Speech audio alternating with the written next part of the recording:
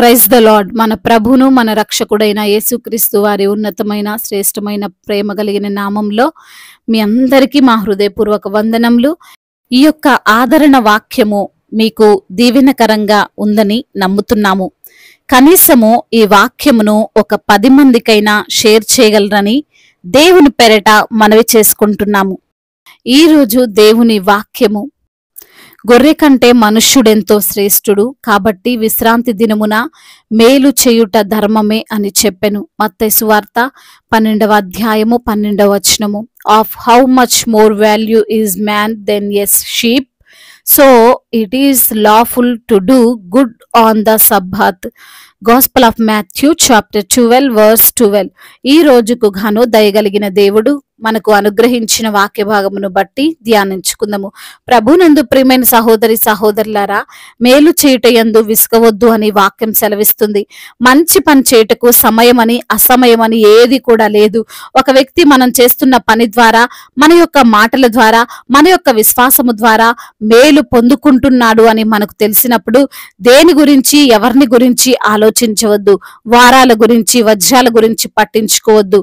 అయితే ఈ లోకము మంచి చేసే విషయం పైన దృష్టి నిలుపకుండా మంచి చేసే సమయము పైన దృష్టి నిలుపుతుంది. ఈ మాటనే ఈ రోజున లేఖనములు వివరిస్తున్నాయి.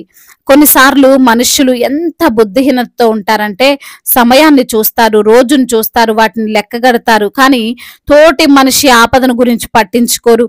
ఆచార వ్యవహారాలు పాటించినంత నిష్టగా ఇంకొకరికి విలువ ఇవ్వాలని చూడరు. అందునిమిత్తమనే బైబిలు ఎప్పుడూ చెబుతుంది, మనుష్యుడు పెట్టిన ఆచార వ్యవహారములను పాటించవద్దు, విలువనివ్వవద్దు అని. ఈ రోజున లోకంలోని పరిస్థితులు ఎలా ఉన్నాయి అంటే, పశువులకు ఇచ్చినటువంటి విలువ తోటి మనిషికి ఇవ్వలేకపోతున్నారు. వేలు పెట్టి ఒక జంతువును పోషించగలరు, లక్షలు పెట్టి వాటి బర్త్డేలు చేస్తారు, పశువులకు ఆశ్రయమును నిర్మిస్తారు, కానీ తోటి వ్యక్తి ఆపదలో ఉంటే, పేదరికంలో ఉంటే, బలహీనతతో ఉంటే, గృహము లేకుండా ఉంటే మాత్రం పట్టించుకోరు. యేసయ్య అంటున్నారండి, గొర్రె కంటే మనుష్యుడు ఎంతో శ్రేష్ఠుడు అని. గొర్రెకి ఇచ్చిన విలువ మనిషికి ఇవ్వలేకపోతున్నారు అని అక్కడున్నటువంటి శాస్త్రులకు పరిసయ్యులకు ఆయన జ్ఞాపకం చేస్తున్నారు. చూడండి, మనుష్యుల కోసం పశువులు జంతువులు నిర్మింపబడ్డాయి, కానీ వాటి కోసం మనుషులు నిర్మింపబడలేదు అనే సంగతిని గుర్తుంచుకోవాలి. లేఖనములో వ్రాయబడి ఉంది, దేవుడైన యెహోవా నరుడు ఒంటరిగా నుండుట మంచిది కాదు అని వానికొక సహాయమును చేయుదుననుకొనెను. దేవుడైన యెహోవా ప్రతి భూజంతువులు, ప్రతి ఆకాశ పక్షిని నేల నుండి నిర్మించెను అని. అంటే మన కోసం వాటిని సృష్టించాడండి, వాటి కోసం మనల్ని సృష్టించలేదు. ఒక కుక్క మనిషిని కరిస్తే కొంతమంది వ్యక్తులకు ఇబ్బంది లేదు, చిన్నపిల్లల్ని పట్టి చంపేస్తుంటే బాధ లేదు, కానీ ఆ కుక్కలను బంధిస్తే మాత్రం బాధ వస్తుంది, ఇబ్బంది వస్తుంది. కొన్ని రకాలైన పశువుల కోసం మనుష్యులనే చంపుతున్నటువంటి రోజుల్లో మనం ఉన్నాం. కుక్కల్ని పెంచుకోవద్దు, పశువుల్ని సాదుకోవద్దని నేను చెప్పడం లేదు, కానీ ఆ పశువులు, ఆ జంతువుల కంటే మనుష్యులు ఎంతో శ్రేష్టమైనటువంటి వారు అని గుర్తించాలి అని అంటున్నాను. విశ్రాంతి దినమును ఎంతో నిక్కచ్చిగా ఆచరించే శాస్త్రులు పరిసయ్యులు ఒక అనారోగ్యంగా ఉన్నటువంటి వ్యక్తికి మాత్రం స్వస్థత ఇవ్వద్దు, ఇస్తే అది నేరంగా పరిగణిస్తున్నారు. అదేవిధంగా యేసయ్యపై నింద మోపాలి అని చూస్తున్నారు. కానీ యేసయ్య వారి నోర్లను మూయించాడు. ఎలా అంటే, మీలో ఎవరికైనా ఒక గొర్రె ఉండి అది విశ్రాంతి దినమున గుంటలో పడిన ఎడల దానిని పట్టుకొని పైకి తీస్తాడు కదా, మరి గొర్రె కంటే మనుష్యుడు శ్రేష్ఠుడు అని చెప్పి ఆ ఊచ చేయగల వారిని ఆ విశ్రాంతి దినమున స్వస్థతను ఇచ్చారు. ప్రియమైన సహోదరి సహోదరులారా, ఈ లోకము వారికి ఉన్నటువంటి జంతువులకు, పశువులకు, ధనముకు, ఆస్తిపాస్తులకు విలువనిస్తారు, కానీ మన యేసయ్య మనిషికి విలువనిస్తున్నారు. ఆయనకు ఈ లోకంలో అన్నిటికంటే మనుషులే విలువైన వారు. పేదవారైనా సరే, డబ్బున్న వారైనా సరే, దీనులైనా సరే, పాపంలో జీవిస్తున్న వారైనా సరే, భయంకరమైనటువంటి రోగముతో వ్యాధులతో బాధపడుతున్న వారైనా సరే, ఎవరైనా యేసయ్య వారికి విలువనిస్తారు. ఆయన ఈ రోజున నీతో చెబుతున్నారు, నీవు ఎంతో శ్రేష్టమైన వ్యక్తివి అని. నీకు సహాయం చేయుటకు ఆయన టైంని చూడరు, నిన్ను రక్షించుటకు నీ యొక్క బ్యాక్గ్రౌండ్ ఆయన చూడరు, నిన్ను సమస్యల్లో నుండి బయటపడవేయుటకు నీ యొక్క హిస్టరీని ఆయన చెక్ చేయరు. నీ తోటి వారికి, నీ బంధువులకు, నీ తల్లిదండ్రులకు, నీ అన్నదమ్ములకు నీకంటే వారి పని ఎక్కువ కావచ్చు, నీకంటే వారి వ్యాపారం ఎక్కువ కావచ్చు, వారి యొక్క గృహము, వారి యొక్క వాహనము ఎక్కువ కావచ్చు, కానీ ఆయనకు నీవే ఎక్కువ. నీకంటే ఎక్కువైనది ఆయనకు ఏది లేదు అనే విషయము దేవుడు ఈ రోజున చాలా క్లియర్ గా నీకు సెలవిస్తున్నారు. కాబట్టి నిన్ను ప్రేమించే, నీకు విలువనిచ్చే, నిన్ను రక్షించే దేవుడు నీ కోసం ఉన్నాడు అనే ధైర్యముతో, విశ్వాసముతో జీవించు. దేవుడు ఈ మాటలను దీవించి మన హృదయములో ఫలింపచేయునుగాక. వాక్య భాగమును బట్టి ప్రార్థించుకుందాము. ప్రతి ఒక్కరు కూడా ప్రార్థనలో ఏకీభవించగలరు. ప్రార్థన. మహాశక్తి సంపన్నుడా, మహోన్నతుడా, కృపా కనికరములు కలిగిన దేవా, జీవాధిపతి, మీకు స్తోత్రాలు చెల్లిస్తున్నాము తండ్రి.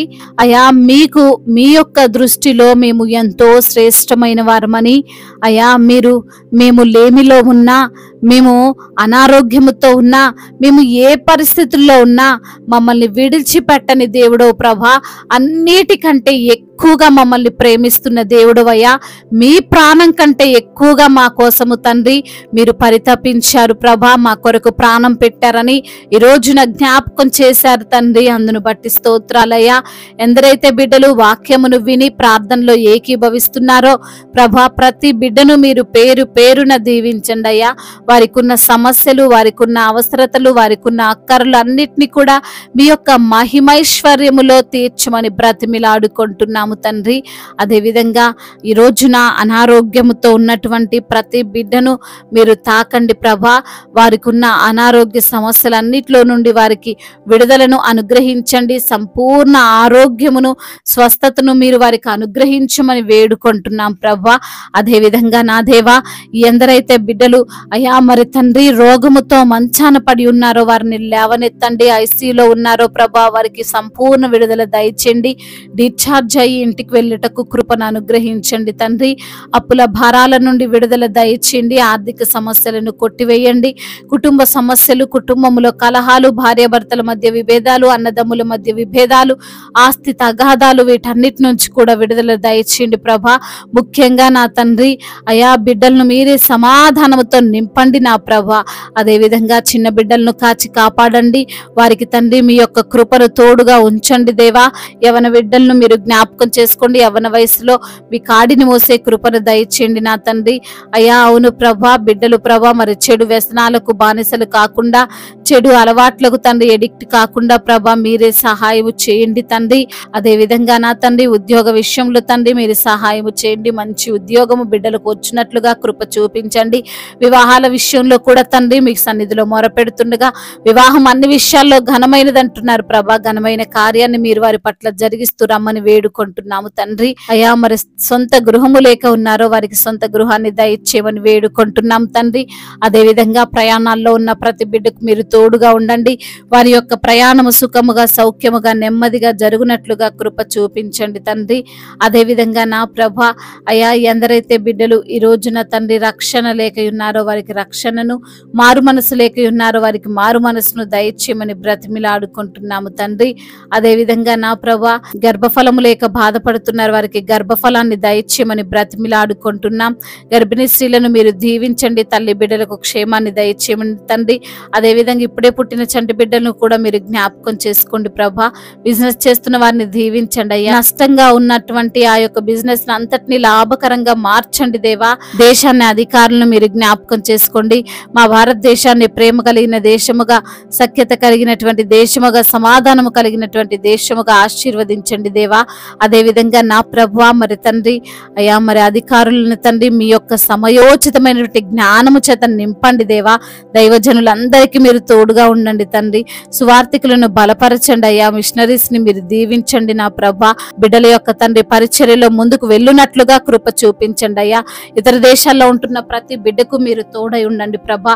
వారు చేస్తున్న ప్రతి ఒక్క పనిలో తండ్రి మీ యొక్క సహాయాన్ని వారికి దయచేయమని వేడుకుంటున్నామయ్యా. చెప్పుకోలేనటువంటి బాధలతో విరిగి నలిగిన హృదయముతో మీ సన్నిధిలో మొరపెడుతున్న బిడ్డల యొక్క మొరను మీరు ఆలకించి వారికి సమాధానం అనుగ్రహించమని బ్రతిమిలాడుకుంటూ మానాథుడు సర్వశక్తిమంతుడు సజీవుడు బలవంతుడైన యేసుక్రీస్తు వారి ఉన్నతమైన నామములో ఈ ప్రార్థనను అడిగి వేడుకొని పొందుకొని ఉన్నాము మా ప్రియ పరలోకపు తండ్రి.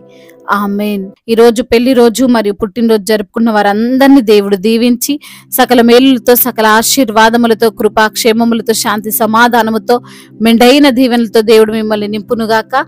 మీ యొక్క ప్రార్థన అవసరతలను మాకు తెలియజేయగలరు. మీ కొరకు మేము తప్పక ప్రార్థిస్తాము. మొదటిసారిగా మన యొక్క ఆదరణ వాక్యం చూస్తున్నట్లయితే తప్పకుండా సబ్స్క్రైబ్ చేసుకోగలరు.